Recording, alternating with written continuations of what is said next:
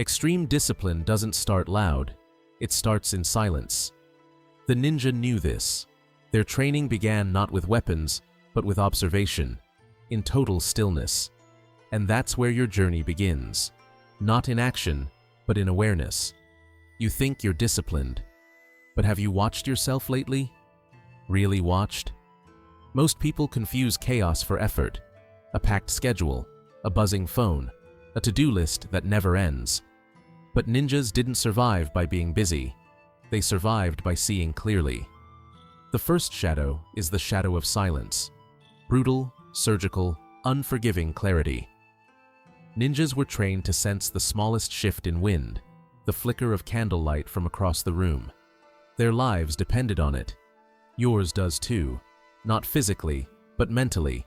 Because if you don't see your distractions, they control you. If you don't hear your excuses, they own you. Here's how silence reveals your truth. Take someone like Hiro, hustling hard, telling himself he's productive. But he's not. He wakes up scrolling, multitasks through breakfast, takes meetings while checking notifications. He works 10 hours and accomplishes 2. He ends the day drained. But from what? That's not discipline, that's noise. So Hiro tried something ancient, a day in silence. No phone, no music, no podcasts, just a notebook and a timer. Every time he switched tasks, he wrote it down. Every time he felt the urge to check his phone, he logged it. Within hours, he saw what he truly was. Not a warrior, but a dopamine addict. The shadow of silence did what motivation couldn't. It stripped the lie. Most people aren't fighting distractions, they're feeding them. The ninja trained in silence because silence exposes your enemy, and it's almost always you. But Hiro didn't stop there. He added 10 minutes of daily invisibility drills, moments where he disappeared from the digital world. No inputs, just thoughts. He called it vanishing. And in that space, he saw something else. He was terrified of stillness. Because in stillness, the truth screams. This first shadow doesn't ask you to do more.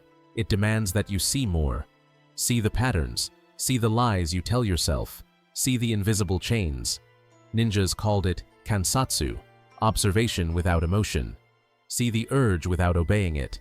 Hear the excuse without defending it. Sit in the silence until it reveals what the noise hides. You don't need to change anything yet. You just need to track. Like Hiro did. Write down everything. How often you check your phone, how long you actually focus, how much you lie to yourself. And then track one more thing, your fear. What are you afraid to face when everything goes quiet? And then look, not with judgment, with precision. Because before you can build unbreakable discipline, you need to see how broken your attention is. Silence shows you. And once you see it, you can't unsee it. That's the first shadow. The second shadow is softer, but just as deadly. The shadow of smoke. If silence reveals your truth, smoke teaches you how to move through it. When you first confront your weakness, your instinct is to attack it with force. All or nothing. Wake at 4 a.m., work 8 hours straight, meditate an hour, cold showers, perfect discipline. Day 1, you're a machine. Day 2, you crash. Day 3, you quit. Ninjas never moved like that. They didn't smash through walls. They vanished through cracks. Smoke doesn't fight resistance. It flows through it, adapts, spreads, surrounds. That's the lesson most people miss when building discipline. They try to be fire, but forget fire burns out. Smoke lingers. Hiro, after discovering his distractions, made the same mistake you probably will. He overcorrected. No phone at all. 4-hour deep work sprints, intense morning routines, a full schedule designed for a monk, not a human. He lasted 2 days. Then came the collapse. Not because he was lazy, but because his discipline was rigid, inflexible, unreal. The shadow of smoke whispered a different strategy: disappear into effort so small it's invisible. Hiro scaled back, not by giving up, by adapting.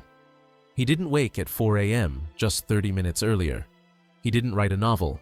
He wrote a paragraph. He didn't meditate for 60 minutes, just 3. But he did it every single day. That's the smoke in action. Slip through resistance. Trick your brain. Make the effort too small to fight. Ninjas trained in environments they didn't control. Weather, terrain, enemies. They didn't wait for perfect conditions. They adapted, adjusted, survived. Their power wasn't in size, it was in subtlety. Here's the deeper truth. Your biggest gains will come not from huge efforts, but from consistency so quiet it feels like failure. Hiro learned to lower the bar, not his standards, but the starting point. 5 minutes of focus became 10. 10 became 25. 25 became 35, 90. Without force. Just smoke, expanding. Smoke teaches something fire never can. Discipline isn't about domination. It's about infiltration. You don't fight reality, you slip around it. You don't beat resistance, you dissolve into it. Every time Hiro felt the urge to give up, he asked a simple question. What's the smallest version of this I can still do? That question saved him more than motivation ever did. You want to change your life? Then stop trying to win every day. Just stay in the game, become smoke. Adapt, adjust, endure. And when the world throws chaos at you, traffic, fatigue, interruptions, failure, you don't need to fight it. You let it pass through you, like a ninja in the fog, still moving. Because while fire burns fast, smoke stays, smoke waits. Smoke always finds a way in. That's the second shadow. The third shadow burns hotter than the rest, because this one doesn't just test your discipline, it tests your identity. The shadow of fire. Most people think the enemy is failure, but ninjas knew the deeper danger was what came after success. When things start working, when progress begins, that's when the fire ignites, and it can destroy you from the inside. Heroes started winning. Early wake-ups became automatic. Work blocks got longer. He even began helping others stay focused. That's when it hit him. Comparison.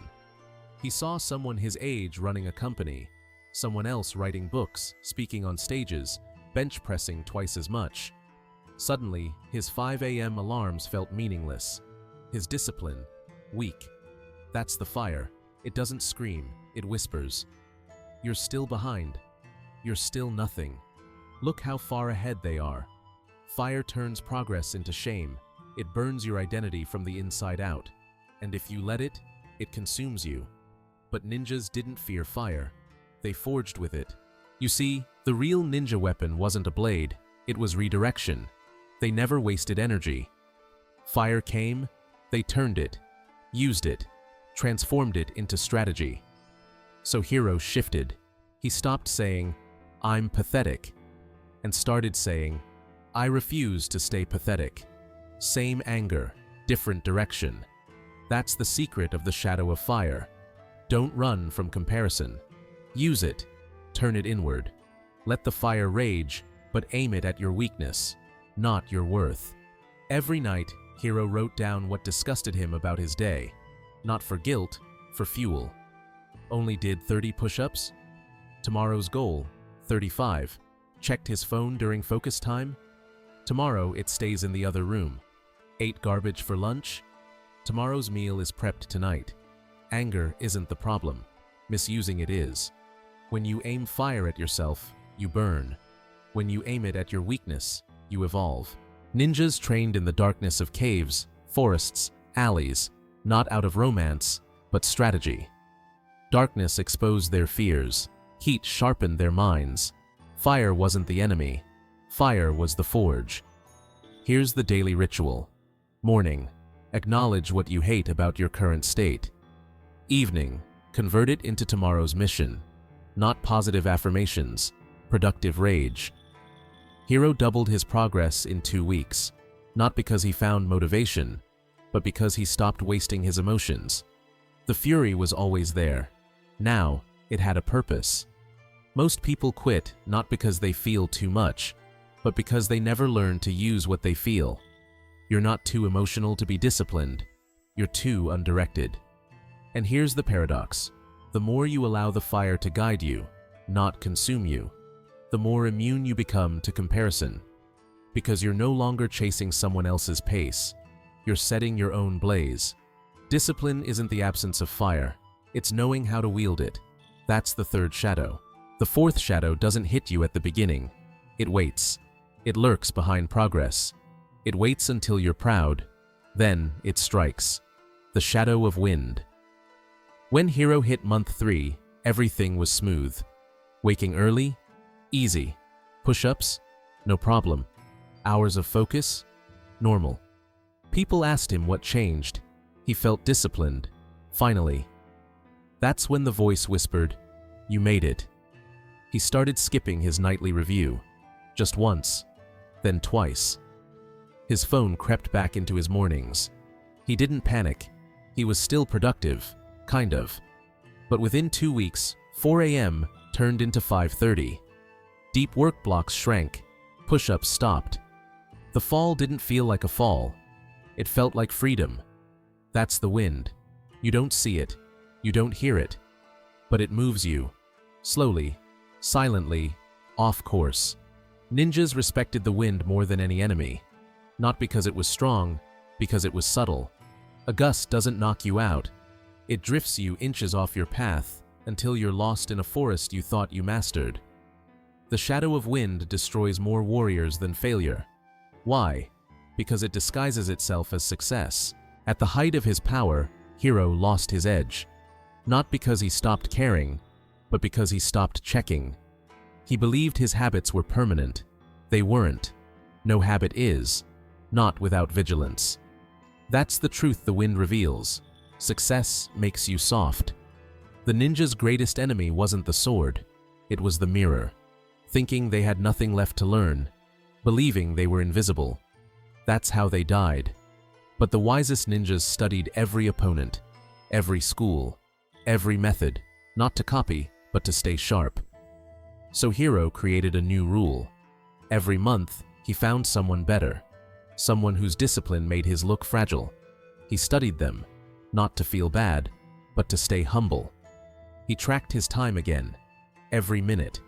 He restarted his evening reviews. He treated his routine not like a trophy, but a tool. Because when you think you've arrived, you've already started falling. Wind is invisible, but you feel it when you stop paying attention. The shadow of wind isn't about pressure, it's about pride. The pride that convinces you the system runs itself. It doesn't. Discipline, once earned, doesn't fossilize into identity. It has to be refreshed, like a blade that rusts the moment you stop sharpening it. Every warrior faces this. The false peace of progress. The slow decay of attention. The belief that what once took discipline now happens by default. But the ninja path has no autopilot, only awareness. Stay invisible to yourself. Keep tracking, keep studying, stay a student. Because once you believe you're a master, the wind has already moved you. And here's the cruel trick. The wind doesn't blow hardest when you're weak. It hits when you're strong, just enough to knock you off balance. That's the fourth shadow. The fifth shadow is the quietest and the most dangerous. The shadow of void. 6 months in, Hiro hit a wall. Not physical, existential. He realized something most people never admit. This never ends. He'd been waking early for months, tracking his time, fighting distractions, refining his systems. And still, every day, the same battle returned. Some mornings, it felt harder than before. He thought discipline would eventually become easy. It didn't. That's when it hit him. The idea of arriving is a myth. The ninja path has no finish line, no mountaintop moment, no final transformation scene, just the next mission.